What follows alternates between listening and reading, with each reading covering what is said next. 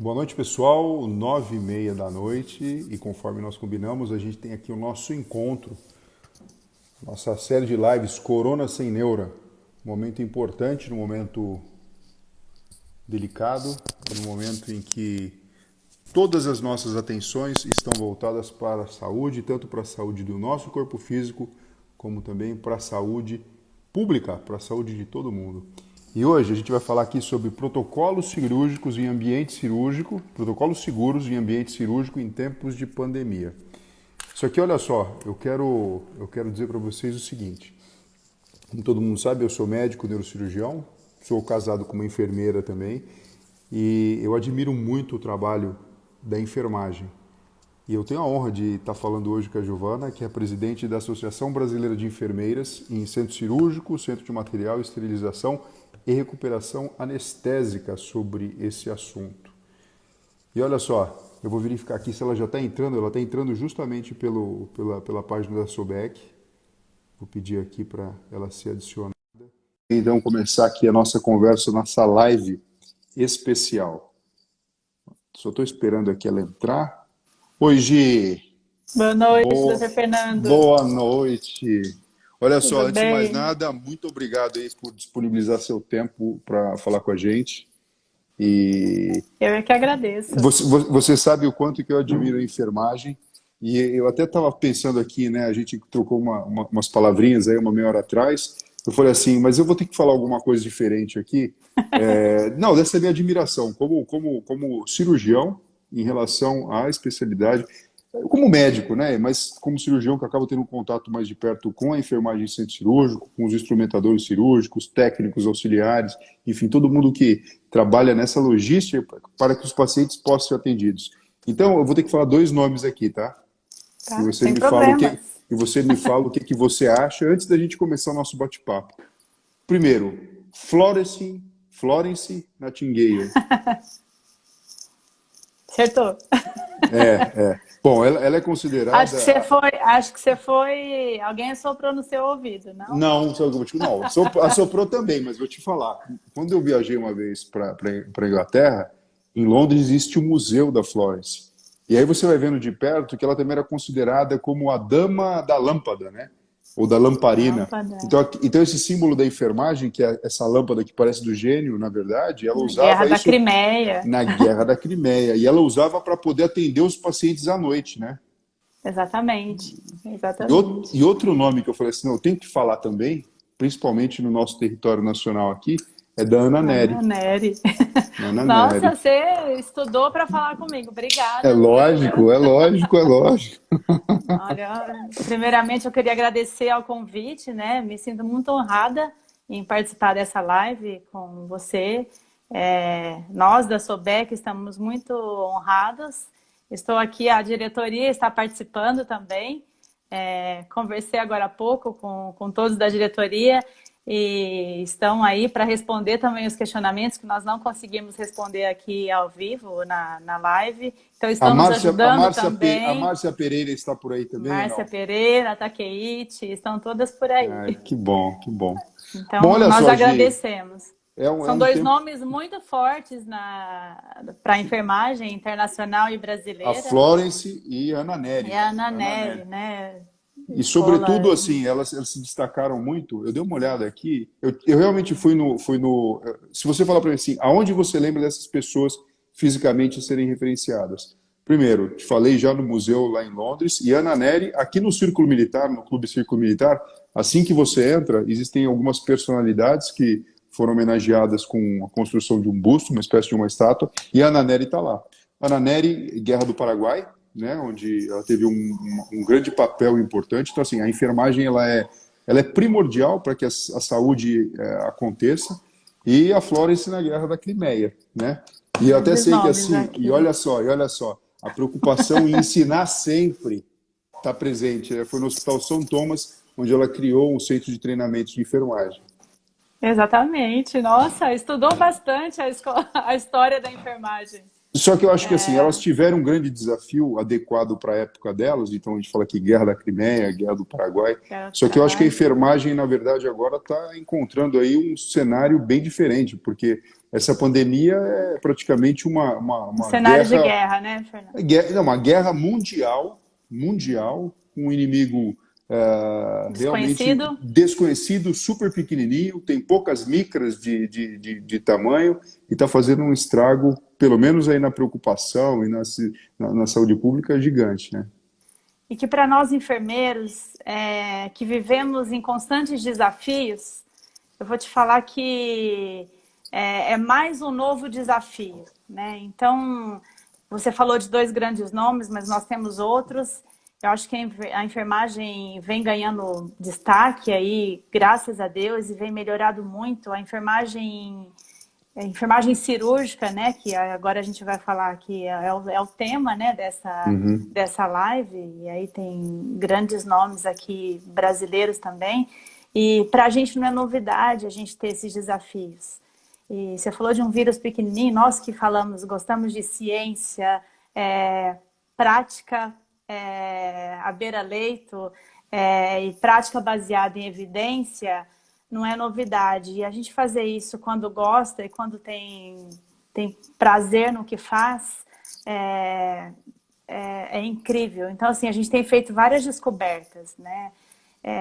E acho que a Sobec está aí para ajudar. E é um momento, doutor Fernando, que agora não tem dessa, não tem hospital público, privado, nós estamos todos juntos por uma mesma causa, né? Então a Sobec está aí para ajudar mais uma vez, em boas práticas e frente à pandemia ou em qualquer outra situação que tenhamos aí pela frente.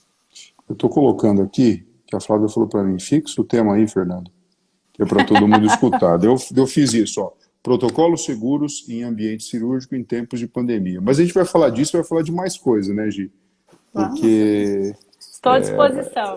a gente sabe que eu já vi gente comentando aqui, pô, e a fisioterapia, e todas as áreas são importantes, a gente está fazendo uma abordagem multidisciplinar, mas hoje... Odonto, fisioterapia... Tudo bem, mas hoje à noite é da tem... enfermagem. Hoje à noite é da enfermagem. Vamos dar tem... a luz, como você mesmo falou. Está cada vez mais em destaque. Eu diria o seguinte, em destaque ou não, sempre existiu e sempre ela foi fundamental para que a saúde viesse a acontecer. Né? A gente sabe disso. Mas eu acho que esse destaque é até importante. Assim, outros parceiros, a gente tem até esse destaque de estar trabalhando cada vez mais em equipe, né? Essa responsabilidade compartilhada. Você citou bem o instrumentador, o cirurgião, a fisioterapeuta. A gente não trabalha sozinho. A equipe que trabalha por trás dos bastidores, a equipe da farmácia, engenharia clínica. Então, cada vez mais a gente tem que estar preparado para essa responsabilidade compartilhada. Então, a enfermagem está interligada em várias frentes, né? Ô Gi, agora fala uma coisa para mim. Eu vou falar uma frase pequenininha, com praticamente 2 verbos e com uma força incrível, tá? Prever e prover. Prever e prover. Prever e prover. É o lema da enfermagem, né? É o lema da enfermagem. É o lema da enfermagem. É o lema da enfermagem, principalmente enfermagem em centro cirúrgico. Né? Mas eu volto para a nossa... Então, conta pra gente um pouquinho sobre como é esse prever e prover agora em tempos de pandemia e como esses protocolos eles vêm sendo desenvolvidos para se tornarem seguros. Porque assim, ó, hoje eu estava vendo, teve uma coletiva de imprensa que o novo ministro da Saúde, né, o Nelson Taichi, falou, e eu achei muito sóbria, muito séria e muito de verdade a proposta dele, a colocação de tudo. Ele citou e comentou sobre a saúde mental, porque a gente entende que tem essa primeira curva, que todo mundo fica falando de achata curva, como se de repente não existisse outras doenças. A gente entende o momento e a mobilização, mas chega uma hora que em Nova York tinha infartado morrendo porque não queria ir no pronto-socorro. Pacientes com câncer que de repente estão postergando o tratamento e vão provocar um problema lá na frente, né? Ou até algo que é um inimigo invisível e aí vem o prever e prover da saúde para com todos os profissionais da saúde, que é a questão da saúde mental, né? Da estafa mental, do burnout. Então é uma situação diferente em que a gente precisa cuidar dos pacientes e a gente também precisa entender que quem cuida dos pacientes também pode se tornar paciente, né? Porque o aumento de depressão, ansiedade, preocupação. Veja, outro dia eu recebi uma solicitação de uma enfermeira dizendo o seguinte: doutor, como é que eu faço? Eu tenho um filho pequenininho, ele mora, pequenininho assim, 1 aninho de idade, ele mora com os meus pais. Então, eu estou trabalhando num lugar onde tem pacientes com coronavírus, eu volto para casa, eu ainda amamento o bebê, e eu tenho que usar máscara ou não, e meus pais têm mais de 65 anos, o que eu faço? Ou eu deixo de voltar para casa? Você percebe assim, é um ambiente tão desafiador, e a pessoa também, além de se entregar para o filho, além de se entregar para os pais, vai se entregar para os pacientes E não através tem dessa como a gente produção e do fugir amor. disso, né, Sr. Fernando?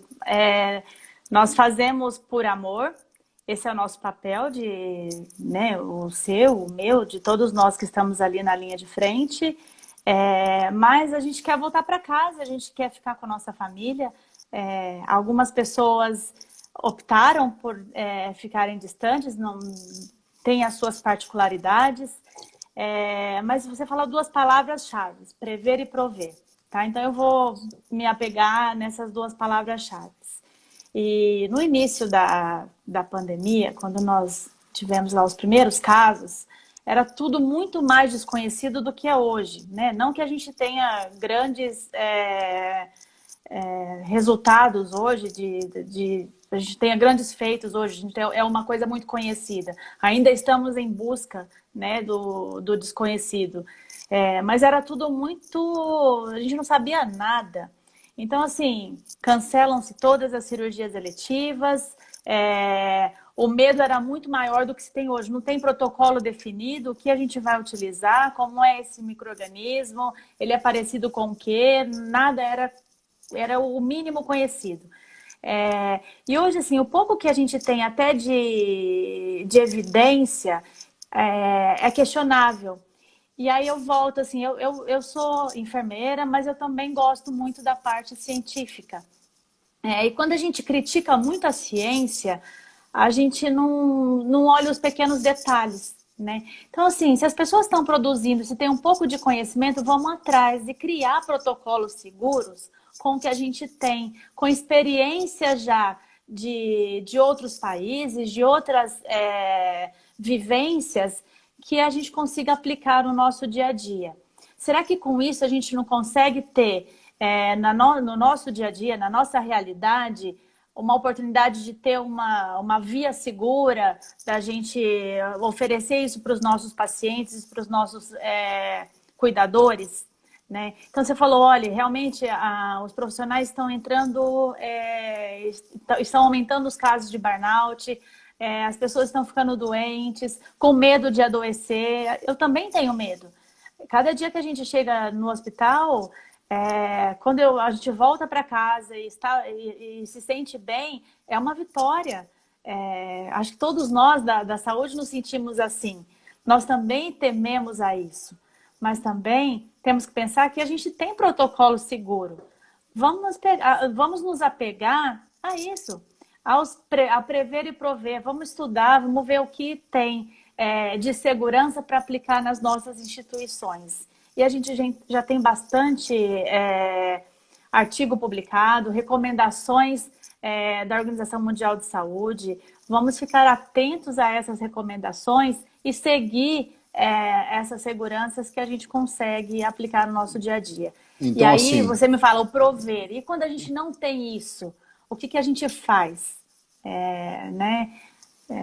Bom, pode falar, e é desculpa. difícil. Não, eu queria falar para você o seguinte: então, nesses tempos de pandemia, agora, nesse dia de hoje, 22, né? Hoje é 22 de abril. Sim.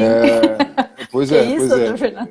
Mas não é, gente, é tanta coisa, tanta informação e tanto. Hoje de manhã eu estava na televisão, na Band, à tarde eu fui operar lá no HC, no Hospital das Clínicas, e tem toda uma questão de organização. Amanhã eu vou estar operando lá no Hospital Infantil Sabará, enfim, tá uma correria. E eu acho que isso faz a gente ficar com a cabeça meio assim. Mas assim, Gi, falando em protocolo seguro, tá? O que você diria? Atualmente, hoje, dia 22, não tem motivo de não se realizar cirurgias para pacientes que necessitem da operação por urgência, por não Covid. É Sim. isso, né? Aí, assim, a gente tem alguns caminhos, né? doutor Fernando. Eu acho que a gente precisa, primeiro, o que necessitem, né? Então, assim, ainda estamos em pandemia, ainda não tivemos o pico, então precisamos realmente ter esses critérios, né, de elegibilidade. O que realmente são cirurgias que são elegíveis de se fazer nesse momento de pandemia. Essa é uma primeira avaliação. E aí, como a gente faz isso? O cirurgião, acho que sabe muito bem, né? E alinhar isso com o paciente, com o familiar, e com o risco pela localização da região que esse paciente está. Tem regiões que estão muito mais tranquilas do que outras, com a epidemiologia da instituição, né? É um hospital pediátrico, é um hospital que tem muitos casos de Covid ou não. E aí tudo isso, pensar nesses casos elegíveis de se fazer a cirurgia ou não. E depois ter um screening, olha, dá para testar esses pacientes com baixo risco? Esse seria o mundo ideal, mas a gente sabe que no Brasil é uma realidade que ainda está muito distante. Ah, não dá para testar? O paciente é assintomático ou não teve contato com caso confirmado ou com paciente ou com algum familiar sintomático. Então, acho que assim, tudo tem que ser analisado e a gente vai entrando nesse eixo de análise. Aí, então, primeiro, pelo que eu entendi que você está falando, eu acho que a gente precisa fazer uma triagem anterior e entender que paciente é esse que vai ser operado. Exatamente. Agora, assim, para toda cirurgia, os cuidados referentes ao procedimento estão diferentes? Eu digo assim, existe alguma coisa a mais que está sendo feita? Ou simplesmente, olha, eu vou separar uma área para pacientes que não tenham nada a ver com coronavírus e deixo uma outra para pacientes que venham a precisar? Pelo que a gente tem visto, doutor Fernando, nós temos assim, instituições de grande porte, que tem 2 centros cirúrgicos, por exemplo, eu já vi deixarem um centro cirúrgico para casos confirmados ou suspeitos e um centro cirúrgico para baixo risco. Cirurgias eletivas em que não tenham pacientes assintomáticos, que não tenham nenhum sintoma, que são muito baixo risco, cirurgias eletivas. Dá para fazer dessa forma. Então, e aí funcionaria tudo como sempre. Tudo como protocolo sempre, de asepsia, tudo semelhante. Baixo risco, semelhante. Tá? E para os casos suspeitos ou confirmados, a história é outra. Aí a história é outra. Aí a gente tem um protocolo para Covid, suspeita de Covid ou confirmado de Covid. Um protocolo muito seguro de utilização também dentro do centro cirúrgico. Precisa ser criado, precisa ser alinhado com a SCIH do hospital, com a diretoria do hospital. Esses casos, não adianta também você criar protocolo e não divulgar isso muito para os colaboradores, né? Muito bem divulgado em meios de comunicação e de acesso aos colaboradores. Então, sim, treinamento. Muitas pessoas vêm falar, olha, lá na instituição que eu trabalho até tem, mas eu não fico sabendo de nada, não chega na linha de frente. Isso é muito importante também a gente frisar. Gi, você está falando um negócio aqui que me fez pensar até em termos nacionais de uma realidade que a gente tem enfrentado, né? O Brasil é um país praticamente continental. Não há uma cidade que seja igual a outra, por vários motivos, né? Então é muito difícil assim você pegar e dar um mesmo comando geral para todo mundo, porque isso acaba sendo uma coisa meio estranha, né? Meio... Exatamente. Eu vou tentar explicar melhor pelo que eu entendi. Você fala de criar protocolos, desenvolver protocolos adequados para aquela instituição específica. Exatamente. Acho porque que talvez cada uma realidade demanda é diferente. Quer dizer, você não pode falar para todo mundo, não tem cirurgia aqui de jeito nenhum, porque senão você trava o sistema. É o famoso, fique em casa para todo mundo, sendo que aí você trava tudo e não resolve o problema. Você precisa olhar para cada lugar em que você vai falar. Certamente existem hospitais que o fique em casa faz todo sentido. Outros hospitais, você vai estar, na verdade, represando um monte de paciente que poderia estar sendo tratado com segurança e a coisa andando. E Faz que sentido depois isso. esse represado vai vir à tona, porque ele vai precisar de um procedimento. É, se ele tem uma cirurgia eletiva que seja agendada, quando ele for realmente necessitar dessa cirurgia, e aí vão ser todos de uma vez. Então, assim, será que vale a pena? Então, é isso que você acabou de falar. Cada instituição tem que olhar criteriosamente para aquela realidade e cada localização, cada região, olhar criteriosamente. Cada sociedade de especialidade, olhar com critério. Né? Então, assim, é um paciente oncológico, tem que ter um olhar diferenciado. Então, na nossa opinião, são esses os critérios que a gente tem que levar em conta. Ou seja, a gente precisa olhar o ambiente de saúde, de atendimento da saúde individual. Existe um consenso, óbvio, né? A gente está entendendo o que está acontecendo, mas não dá para disparar uma ordem, uma recomendação geral. É o momento em que a gente precisa estimular a nossa inteligência e, de fato, Exatamente. trabalhar de uma forma diferenciada. Agora, Gi, me fala uma coisa, acho que vale a pena a gente comentar aqui. Sala com pressão, sala cirúrgica, tá? Com pressão negativa e fluxo laminar e com filtro EPA, não é isso? Que são salas que permitiriam que os aerosóis, em, por exemplo, procedimento de otorrinolaringologia, ou então até mesmo odontológico, ficasse meio sob controle, uma vez que o coronavírus ele é muito contagioso, né? Isso faz sentido? Isso está dentro da ideia do protocolo? Faz todo sentido, sim. Hoje, alguns procedimentos, eles têm maior risco de aerosolização, né? Então, assim, todos os procedimentos que você tem uma anestesia geral de intubação e extubação é um grande risco para aerosolizar. Cirurgias de cabeça e pescoço, algumas cirurgias, eles têm maior risco de aerosolizar, de ter aerosol. E aí com risco de contaminar muito mais. Então, assim, a indicação é realmente que as salas que antigamente tínhamos pressão positiva, que tenham pressão negativa nesses casos. Broncoscopia, por exemplo, já era uma indicação de ter pressão negativa. Por quê? Quando você tem o micro-organismo que ele tem o risco de aerossol, de contaminação por aerossol, quando eu abro uma porta da sala de cirurgia, por exemplo, eu contamino a área externa também, se eu não tiver a pressão negativa. A pressão negativa, ela faz com que o ar ele fique ali, ele já fica dentro da sala e ele não passa para o ambiente externo. Então, por isso que é a indicação da pressão negativa. Mas existem algumas instituições que não é possível que se estabeleça a pressão negativa. Olha, é justamente isso que eu ia te falar. A Manuela BSC aqui, ela fez a seguinte pergunta.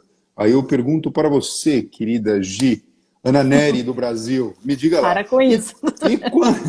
E quando a sala não tem pressão negativa? Vamos falar desse monte de Brasil que tem dentro do nosso próprio Brasil?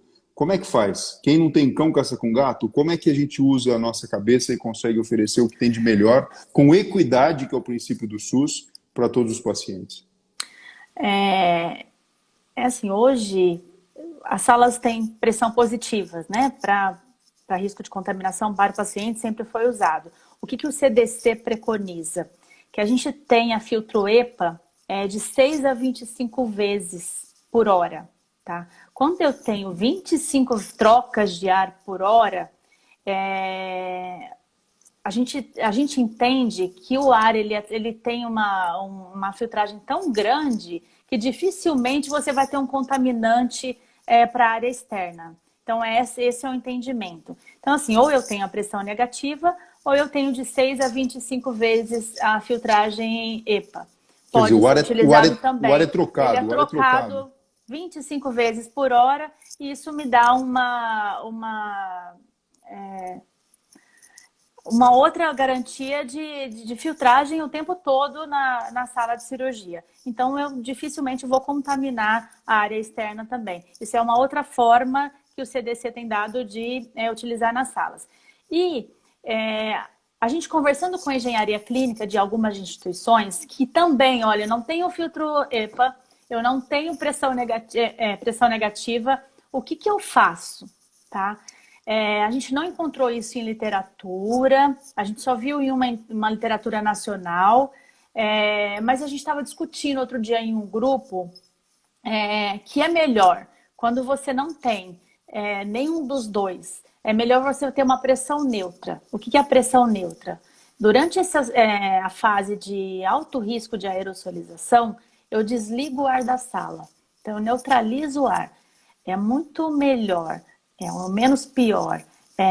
Eu não ter o ar, eu não tenho o risco de contaminar a área externa ou mesmo dentro da sala. Então, eu tenho o ambiente neutro, a neutralização do ar. Durante a intubação e a extubação. Depois a gente liga novamente pelo risco de infecção do paciente. Porque o paciente estando entubado, o risco dele estar contaminando é muito menor. Mas nesses momentos de risco maior de aerossolização. Então, pede-se para desligar o ar-condicionado da sala para neutralizar o ar. Esse seja, também acho que é uma das soluções inteligentes, né? Acho que uma regrinha básica que você falou aqui é o menos é mais, né? Nessa hora, né? Menos é mais, exatamente. Tá? Então, também é uma forma de utilizar quando você não tem nenhuma das duas opções, pressão negativa e nem o filtro EPA multipotente. Agora eu vou fazer uma pergunta para você que muitas pessoas têm me feito em relação à cirurgia. Que é o seguinte, independente da especialidade cirúrgica, tá? Nós vamos falar aqui das mais de risco, então vai fazer, por exemplo, um acesso endoscópico para a base do crânio, uma cirurgia de cabeça e pescoço, orofaringe, alguma coisa assim, que a gente sabe onde teria o maior potencial de transmissão do vírus. Aconteceu a cirurgia, esse material ele vai ser esterilizado, ele vai para a central e vai ser esterilizado ali, certo? Certo. Existe risco de, depois dessa esterilização, esse material contaminar outra pessoa com coronavírus? De jeito nenhum. Se ele for esterilizado, não. De forma nenhuma? Risco nenhum. De forma nenhuma. Quer dizer, o problema acontece durante a operação e durante o trânsito de pessoas. Mas não tem risco nenhum. Os depois métodos de esterilizado, tradicionais, os métodos tradicionais de esterilização, eles são 100% eficientes em relação ao coronavírus. Com certeza. Essa resposta ela é fundamental, porque tem muita gente, a gente fala assim, né? A gente que está acostumado com cirurgia, é óbvio, né? Talvez se fosse um prion, eu nem vou descrever aqui o que é um prion, mas assim, mas as pessoas ficam com aquela coisa, né? Com aquela imagem na cabeça, puxa vida, operou, usou as pinças para operar um paciente com corona, quando for operar o outro vai passar. Não tem nada a ver, a esterilização participei de uma live outro dia que eu falei que o coronavírus é um vírus vagabundo e deram risada. Mas ele é mesmo.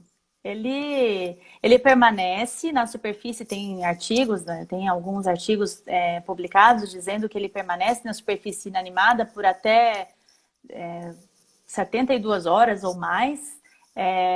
Mas se a gente tiver uma ação sobre ele, uma ação de desinfecção e esterilização, ele morre facilmente, tá? Nos métodos convencionais que já existem. Então, assim, se tivermos ações efetivas de desinfecção, limpeza, desinfecção e esterilização, métodos convencionais já existentes, super garantido, não tem problema nenhum. Olha só, adorei essa sua definição aí, vou incorporar ela no meu dia a dia. Coronavírus, você é um vagabundo, na verdade, porque assim, se a gente utilizar a nossa questão do comportamento social, né, de distanciar, seguir algumas regrinhas, e utilizar os métodos de limpeza e esterilização, ele de fato, ele vai embora. Vai embora. Então isso é uma coisa que dá uma certeza pra gente. Ô Gi, falamos da sala cirúrgica, do ambiente, falamos aí da questão do material, que o método de esterilização é 100% seguro. Vamos falar um pouquinho do EPI, da roupa de paramentação dos profissionais de saúde e das coisas necessárias. Então, o que a gente tem visto diferente aí é aquela máscara que cobre aqui na frente, né? Como é que chama? Face Shield. Face Shield. Aí as máscaras, né? E quem não está usando isso, colocar o óculos. Algumas pessoas falam de usar 2 luvas, outras não. Eu tenho ouvido muitas vezes a preocupação das pessoas, não simplesmente na paramentação, mas quando vai lá, manipula o doente, cuida do doente, e quando vai se desparamentar, que significa tirar toda aquela roupa de proteção, e aí poderia acontecer uma contaminação. Conta pra gente assim um pouquinho do cenário e qual que é o racional teórico do comportamento que a gente tem que adotar nos diferentes serviços de saúde. Doutor Fernando, nós sempre tivemos os isolamentos por contato, gotículas e aerossóis. Com o coronavírus não é diferente. Nós temos que usar precauções por aerossóis. Tá? Então, quando a gente tiver um paciente com suspeita ou confirmação de coronavírus, nós vamos usar precauções por aerossóis. O que é isso? O que significa isso?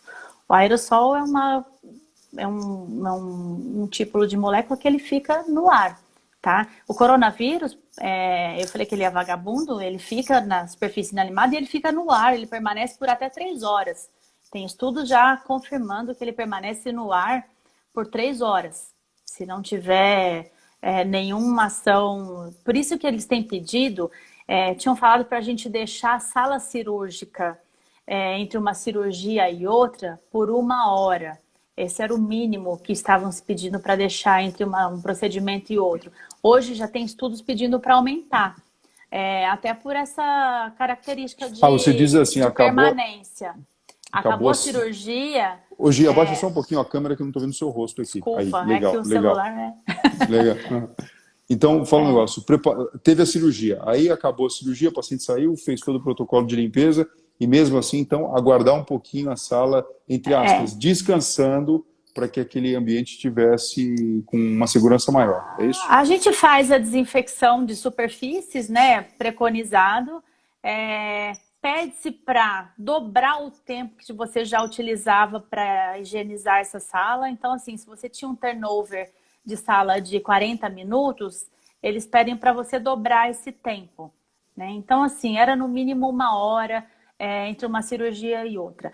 Estudos atuais têm pedido, têm explorado utilizar 3 horas por esse risco de permanecer coronavírus no ar, tá? Mas isso ainda é o único estudo que eu vi, mas é bom a gente considerar. Dá para ficar de olho nesse novo aspecto.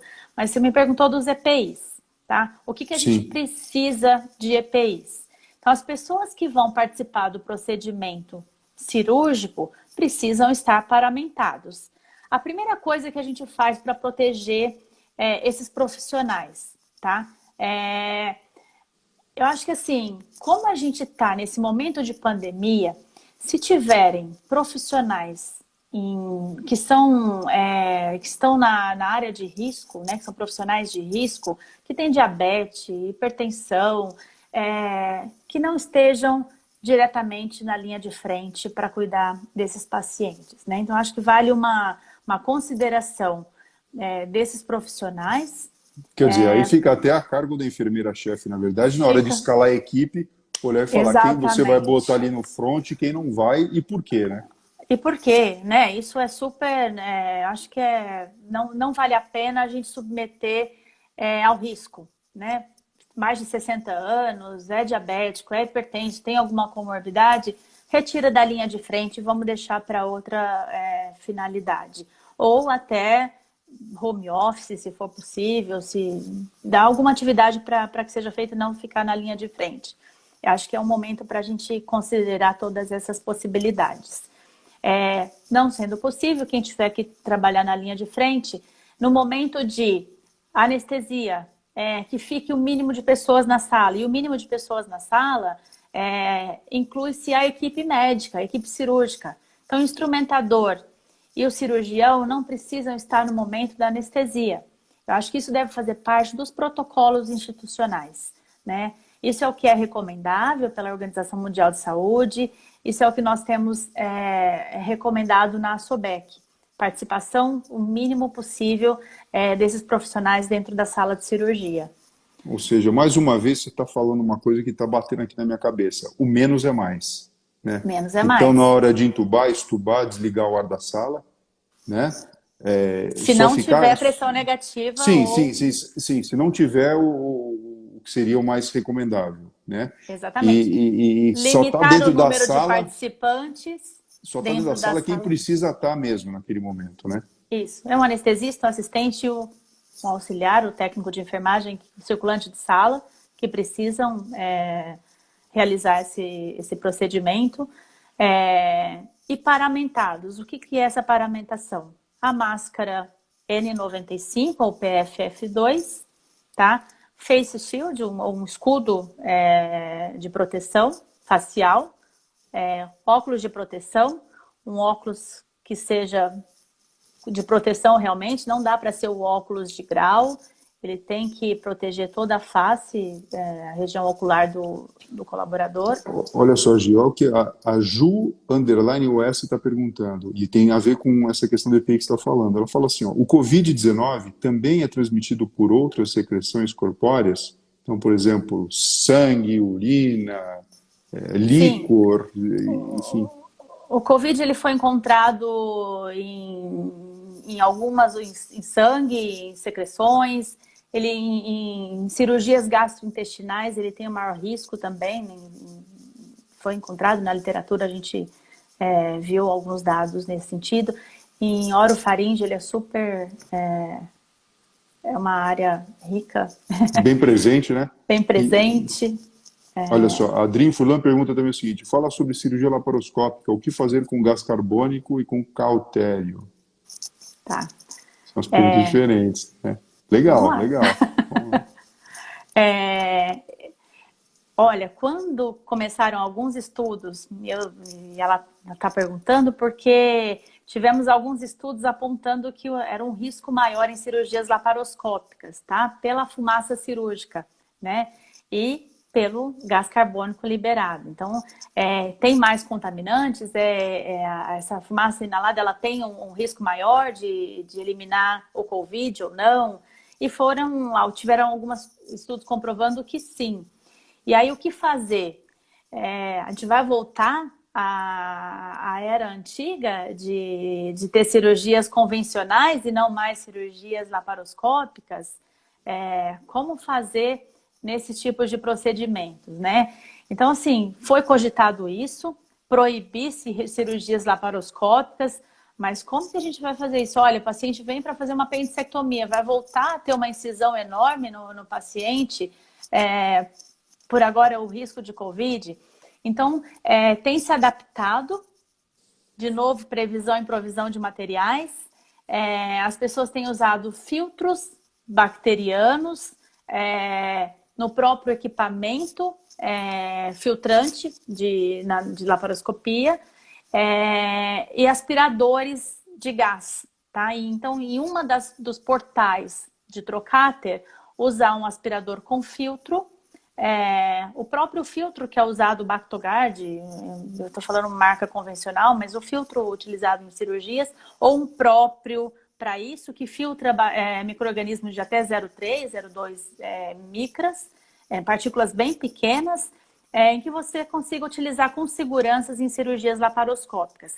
Então, hoje existem no mercado, tá? Prontos para isso, esses dispositivos que você não precisa suspender uma cirurgia laparoscópica. E o uso do cautério é indicado, uma potência menor, para que você tenha menos fumaça cirúrgica e contamine realmente menos. Esse é o que é indicado pela literatura.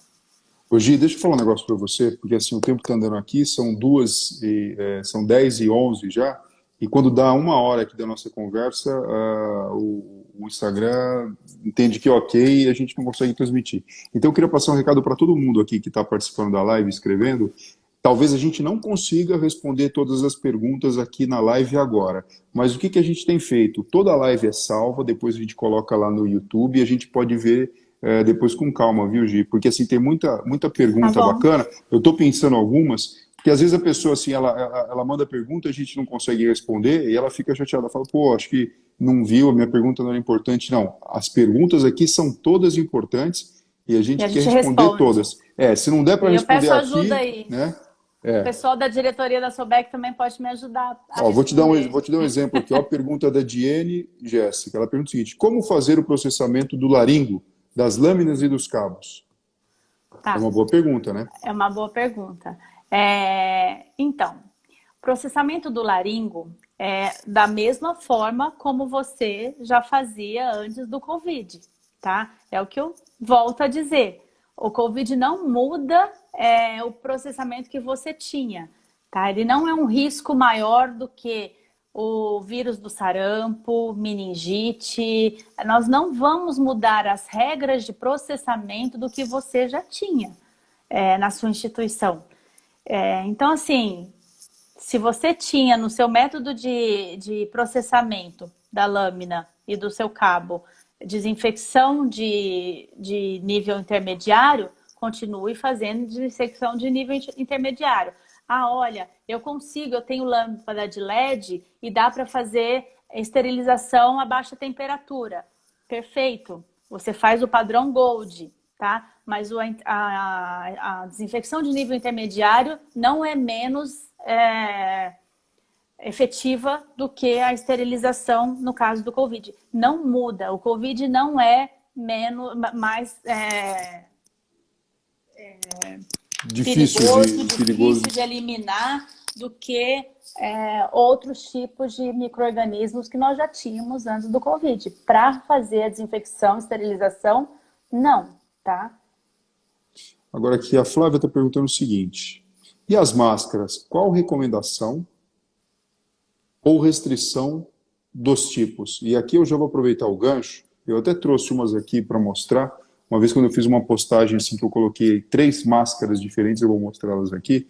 Um cara muito querido, Miltinho Talaveira, lá do Sul, que não tem nada a ver, cara, de enfermagem, de medicina, de nada. Ele é um excelente comunicador, um cara muito bacana. Ele chegou e brincou, fez uma postagem brincando. Who is who?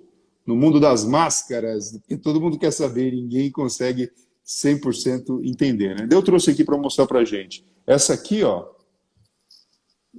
aqui está escrito como PFF2, que também é semelhante a N95, né? Uhum. Essa máscara aqui é uma máscara que, quando colocada, ela se adapta direitinho aqui na face, e ela tem um processo de filtragem que dá o quê? 3 micras, né? Não é isso? De proteção. 0,3. E aí o que significa? Que quando eu estou utilizando essa máscara, eu protejo as pessoas, porque existe uma filtragem do que sai da minha boca e do meu nariz, e também estou me protegendo, porque, na verdade, o vírus não passa por aqui. Exatamente. Então é um bloqueio muito interessante nesse sentido. E aí, mas não é algo interessante dela é que você faz a vedação, tá? Então esse tipo de máscara N95 e PFF2, você veda. Tá? Totalmente. Para assim, isso, né? Você faz o teste, né, de vedação. Respira, inspira e expira, que você vai fazer o teste de vedação. Certo, estou fazendo isso. Ela fica bonitinha aqui, né? E ela realmente fica bem perto, bem próxima, né? Exatamente. Só que é lógico, aqui você não pode ficar tocando aqui, né? Eu só estou colocando aqui para mostrar para vocês. Né? Isso é muito importante a gente frisar também. A gente está fazendo a live aqui, acho que em nenhum momento a gente teve a oportunidade de falar dos treinamentos de paramentação e desparamentação. Então, você está falando agora das máscaras, eu acho que é uma oportunidade. Não adianta a instituição, o serviço de saúde investirem no melhor equipamento do mundo se a gente não tiver um treinamento efetivo e as pessoas se conscientizarem de paramentação e desparamentação.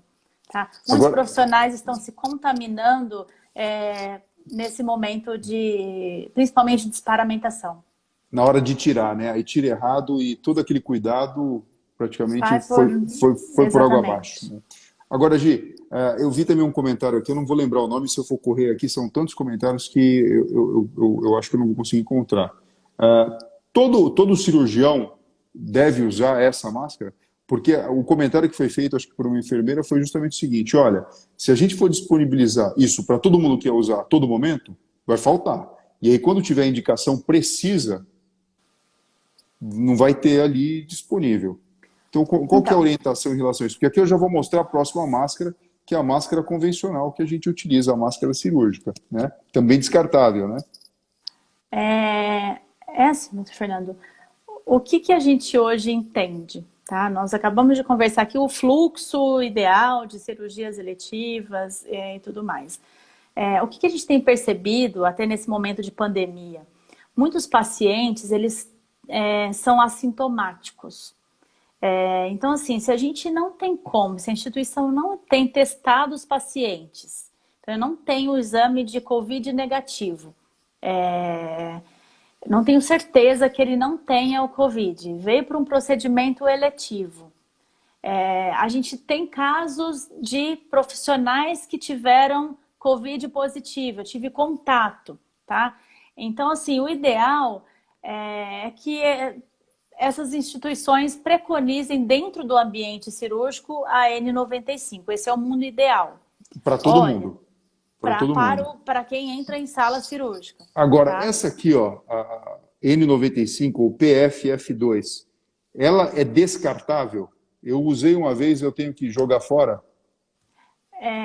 Então, ela teria que ser descartável, tá? À primeira vista, é descartável. Tá? Ou seja, usou uma vez, acabou, usou uma lixo. vez, acabou. Só Lixo. que, Mas tá? na prática, a gente tem percebido, em tempos de pandemia, como é que faz? Nós temos percebido uma escassez muito grande de recursos, de insumos para a gente atender essa pandemia. Tá? Então, assim, uma procura muito grande. A gente viu a falta de distribuição, né, aqui para o Brasil. A gente teve muito, como é que eu vou dizer, algumas intervenções, né, até para entrega aqui do Ministério da Saúde. A gente viu aí algumas empresas que foram intermediadas para que não entregassem nas instituições. E aí as instituições não tinham como comprar. E aí abriram mão, olha, eu não vou comprar essa marca, mas vai ter dessa. Então, assim, mudaram-se as rotinas das instituições, né? Pela falta de distribuição, pela escassez dos recursos. E aí, como fazer nesse sentido? Então, assim, a gente começaram alguns estudos a acontecerem fora do país, de reprocessar essas máscaras N95 e PFF2. Então, reprocessar, o que quer dizer? Olha, vamos reesterilizar essas máscaras ou descontaminar com alguma medida de descontaminação. Colocar em autoclave, em peróxido de hidrogênio e fazer alguns testes, algumas medidas de testes em relação a isso, tá? Não existe, tá, na literatura ainda um consenso em relação a isso. O que a gente tem visto? Para que não realmente falte, o que a gente tem usado e defendido aqui, para que realmente as pessoas tenham disponível, e aí com segurança, o uso estendido. Então, olha, ao invés da gente fazer isso, porque eu não tenho segurança em saber se continua filtrando depois de reprocessar, eu não consigo limpar só em colocar para reprocessar, isso ainda está muito, os rigores metodológicos não estão sendo muito aplicados. A matéria-prima que é usada fora do país é diferente da que é utilizada aqui no Brasil. Então, assim, enquanto isso não existe um consenso sobre a reesterilização, a reutilização desse material, tem se aplicado o uso estendido. O que é o uso estendido? Eu não vou usar e jogar fora a minha N95.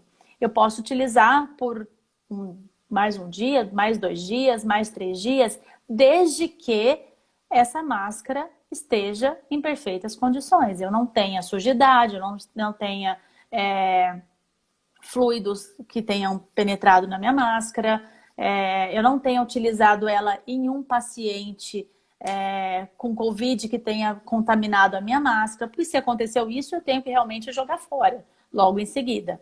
Tá? Se não foi assim, se eu utilizei uma face shield, ela estava protegida, em perfeitas condições, eu consigo guardar essa máscara e defender o uso estendido para o mesmo profissional. Quer dizer, tá? Isso porque nós não estamos em tempos normais, a gente está em tempo de guerra. Então, por isso que Exatamente. a gente está usando o nosso racional, entendendo que o ideal seria pegar isso aqui, usar uma vez e jogar fora, mas nesse momento, se a gente tomar essa atitude e estiver desperdiçando algo que ainda pode ser utilizado, a gente vai estar podendo deixar um outro paciente ali na frente ou um profissional numa situação desfavorável. Por isso que a gente está tendo que utilizar a nossa inteligência para saber lidar com isso aqui. Mas o mesmo não se aplica a isso aqui, né, Gi? Essa aqui, não, pelo amor de Deus, usou uma vez, joga fora. Essa Agora não. agora eu queria entrar na Nem outra tem como, conversa. né? Na outra conversa. E essa outra aqui de tecido, de pano, feita em casa, olha que charmosa que ela é. Essa aqui é de algodão. Ainda tem um charme, né? É bonitinha, não é? Você É gosta? boa. É Bonita, boa, é né? boa. É boa, né? É boa. Eu Ótima. boto Para dentro. utilizar fora do ambiente hospitalar. É linda, ótima. Isso, eu deixo ela dentro do. Né? Eu lavo ela, deixo secar, depois eu coloco dentro de um saquinho novo, levo 3 aí pro meu dia. Cada 2 horas eu tiro, coloco no saquinho, boto uma nova, com todos esses cuidados, Isso. para não ficar mexendo aqui, porque senão você pode Você. contaminar. E assim, as Agora eu pessoas acho. esquecem, né, a higienização das mãos. Então, assim, cada vez que você tocar, que você. É uma parte muito importante que a gente tem que frisar também. Cada vez que você retirar um EPI, que você fizer, a higienização das mãos é fundamental. Eu tenho ouvido bastante as pessoas falarem, olha, agora eu tenho utilizado duplo enluvamento, enluvamento duplo. E para mim, essas novas tendências que as pessoas vão colocando no dia a dia, você, você pensa que você está protegido, eu tenho 2 luvas, então agora eu estou com luva, então está ok. Para mim, isso é a gente mascarar a situação, Mas né? você sabe, E Giovana, a que mesma coisa é a máscara de tecido. No essa ambiente aqui, né? hospitalar, não tem como. Como é que a gente vai utilizar a máscara de tecido, é, lavar? E a gente sabe que, assim, tem estudos comprovando, se ela for de um tecido sarja, T1, T2, que eu tenho uma barreira microbiana eficaz, ok. Mas qual é o tecido que foi utilizado? Para a gente utilizar na população, ela protege, já tem uma proteção a mais, muito melhor do que eu não utilizar nada. Ela protege você e ela protege o outro, né? Porque O na hora que eu outro, tenho uma barreira mecânica, se eu tuço, se eu espirro, ou até mesmo gotículas que podem sair durante a nossa comunicação verbal, elas vão ficar represadas na parte interna aqui. Então, como tem com certeza. muita gente com coronavírus que é assintomático, tudo bem, que bom que a pessoa não vai ficar mal da saúde. Mas se ela passa por uma outra pessoa que está numa situação debilitada imunológica, a outra pessoa pode ficar ruim. Então, na verdade, essa máscara, ela é um ato de você usar ela no dia a dia na rua, ela é um ato de amor ao próximo, né? Você até Com pode ter a certeza. sensação que você está se protegendo, mas na verdade você está pensando no Você coletivo está para você pensando ficar nas bem. outras pessoas. Você vai no supermercado, vá de máscara de tecido. Ou a gente fez uma campanha aí de máscara de SMS. Então, isso que eu queria falar com você agora. A gente está aí nos nossos últimos 5, 6 minutos, e agora é a cereja do bolo. Porque, assim, a Sobec fez uma Cereja coisa do bolo. maravilhosa. A cereja do bolo é a coisa mais legal que tem, mais Acho. bacana e mais bonita de tudo que eu achei. Eu vi a magnitude, mais de 100 mil máscaras que foram feitas na Sobec. Não é isso? Você vai explicar um pouquinho como foi, e distribuídas já. Né? Isso é muito bonito, isso é muito bacana, porque aí não tem jeito, não. É o poder da Naneri mesmo, entendeu? O Brasil não está olhando, mas a enfermagem brasileira é raçuda. Vocês estão de parabéns mesmo. Conta pra gente um pouquinho desse projeto, que na verdade já está acontecendo, que até culminou na RDC, não foi isso? 356, a Anvisa liberou por 180 dias, sancionou, então tem uma liberação formal para esse projeto que está acontecendo. Conta pra gente. Então, isso daí foi. Estávamos eu e a Renata Pietro, que é a A Renata presidente do Prieto é a presidente Corém. do Corém, né? Conselho de Exato, era um Enfermagem, né? domingo, e a gente conversando, vendo as notícias de escassez de EPIs. Eu tenho algum contato com o pessoal da Anvisa, e aí entramos em contato, falei, a gente precisa fazer alguma coisa. Se acabarem as máscaras realmente, como é que vai ser?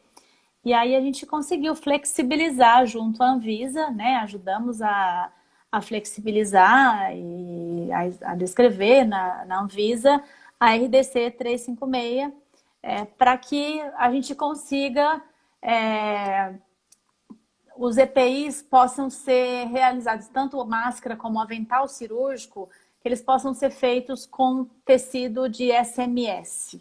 O O que que que que é é o SMS? SMS? Quem não sabe o que é SMS acha aquela mensagem que você passa para a É um pessoa. Não tem nada a ver, né? TNT, é um Tecido TNT, não tecido tecido. não tecido, mas não é o tecido não tecido que a gente compra em lojas de tecelagem, na 25 de março, não é o que a gente usa para aniversário de criança, tá? o TNT que a gente compra nesses locais, ele só tem o S do SMS, tá? O que que o SMS quer dizer? Ele quer dizer que eu tenho o M, que é uma barreira filtrante, tá? Então, é o SMS, os dois S's, eles me dão uma maleabilidade no tecido, e o M é uma barreira filtrante. Então, a gente conversou, olha, por que a gente não pode usar SMS utilizado para embalagens para esterilização? A gente já tem isso na prática hospitalar, então, em tempo de guerra, não vai dar tempo de ver qual é a filtragem microbiana, mas a gente já sabe que para embalagem ele tem barreira filtragem microbiana. Eu já tinha feito estudos de mestrado e doutorado nessa área. E aí flexibilizaram com o SMS. Com o SMS. E aí foi flexibilizado e realmente já foi sancionada e estamos fazendo, a gente montou um projeto, chama Heroínas em Ação, e foi colocado nas mídias sociais e tivemos muitas parcerias, foi um projeto muito bacana. E aí entrou o projeto IJA, que é outra parceria muito bacana, que é o pessoal que faz a Face Shield. E aí nós já distribuímos realmente muitas máscaras, muitos pedidos para o Brasil todo. Então são máscaras e Face Shield, é isso? Máscaras e Face Shields. E Face Shield é aquilo feito com o que se faz com garrafa PET, é isso? Não. Não? Nós recebemos doações. Então é um projeto IJA, tá? É uma dentista que coordena esse projeto, chamada Nathalie, que nós conhecemos também e aderiu. A gente abriu a nossa sala da diretoria da SOBEC, virou agora a área de montagem para as Face Shields, a gente cedeu a área da diretoria da SOBEC. As casas viraram home office e a diretoria da SOBEC virou fabricar máscara e proteção e EPI para esse Brasilzão todo aí que precisa. E aí entrou o Exército Brasileiro, eles que distribuem as máscaras para os hospitais. O Exército? Escola de samba. Escola de samba? As escolas de samba estão fazendo as máscaras para a Secretaria de Saúde. Então é um projeto bem bacana, que a gente tem muito orgulho em compartilhar. E assim, no hospital que está precisando, a gente recebe esse contato e distribui para essas instituições. Giovana, olha só, a gente tem um minutinho aqui. Eu queria agradecer você, agradecer toda a diretoria da SOBEC, toda a Corém, todos os enfermeiros e enfermeiras do nosso país, do Brasil. Eu já vi aqui que já te deram um apelido aqui, não fui nem eu, viu, mulher? Já estão te chamando de Giovana Neri. Já virou aqui, ó. Vai virar meme daqui a pouco. Isso é ótimo, isso é ótimo. Tá bom. E para quem quiser saber mais sobre esse projeto, para ajudar e tudo mais, entrando aí na página da SOBEC, vai conseguir ter as informações necessárias. Isso. Né? Quem quiser fazer doação também, tem o telefone. Porque assim, todas as pessoas que ajudam a montar são voluntários e tudo que nós recebemos foi tudo de doação. Tá? Então nós recebemos doação do produto, do SMS, e das pessoas que estão fabricando. Nós temos costureiras, o pessoal da escola de samba, e os distribuidores também, são tudo voluntários. Recebemos o acetato e quem faz as Face Shields é o pessoal que tem impressoras 3D. Eles fazem os arcos em impressoras 3D e o acetato é montado depois para fazer os Face Shields, Fernando. Tá bom, olha só, muito obrigado. Eu quero me despedir de você aqui, ainda estando no ar. E, bom, estamos juntos, tá? Vamos junto deixar esse período aí de corona sem neura. Estou feliz de saber que a escola de samba, o exército e toda a enfermagem está imbuída de boas intenções e trabalhando pelo bem do nosso país. Dá um beijo em todo mundo aí, tá? Para a Márcia, para todo mundo aí, viu? Obrigada. Vocês são muito queridas e fundamentais para a saúde do nosso país. Parabéns. Obrigada. Agucemos aí os esforços de todos, né? Nós temos competências para vencer essa pandemia. E as equipes precisam manter-se coesas, determinadas, para atender a população. Eu acho que é isso que eles esperam de todos nós profissionais. Muito obrigada, viu, Fernando? Um beijo no seu coração e de todos os enfermeiros e enfermeiras do país. Obrigada, beijo. Boa noite.